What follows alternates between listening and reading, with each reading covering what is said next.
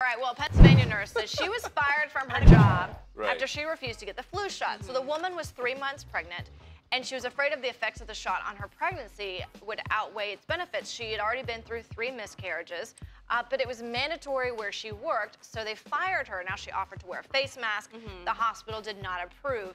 And, you know, as someone who's been pregnant, and I know, like, how scary those first 3 months are, and I didn't go through any miscarriages, I can only imagine.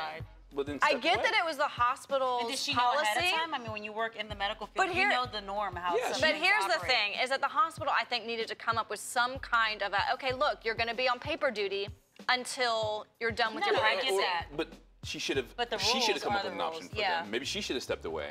I mean, you know, it sounds like she was forcing the So issue you're punishing here. her because she's having a baby. Well, no, it's basically what this hospital's doing. Those rules were in place before she got pregnant. It's public health. You're talking I about understand that, but you're basically, you're limiting, you're discriminating against women and saying they can't get pregnant because a man's not going to go through that let's crap. talk about pregnant women. Say your baby's a premature baby and she's the nurse working on your baby. She refuses to take a flu shot, puts your baby at risk. I get that. That's why I'm saying there should have been some kind of compromise and not just a firing. Look, in a perfect scenario, there would have been a compromise, but when you go into the medical field, I mean, you know there are rules and there are things you have to do. I get that, but the other thing is you're discriminating against a woman. No, but because she, Look, a man's not going to get pregnant. Nobody here disagrees, Lisa, but we're saying that the rule then should have been handled before any of this incident happened. I totally agree. But it is what it is, and that's the rule, and unfortunately, and I sympathize with her. Believe me, I hate that she does not have her job, but she's looking out for her baby, and she made the right decision that she put her baby first. And that was her decision. Exactly. I hate it.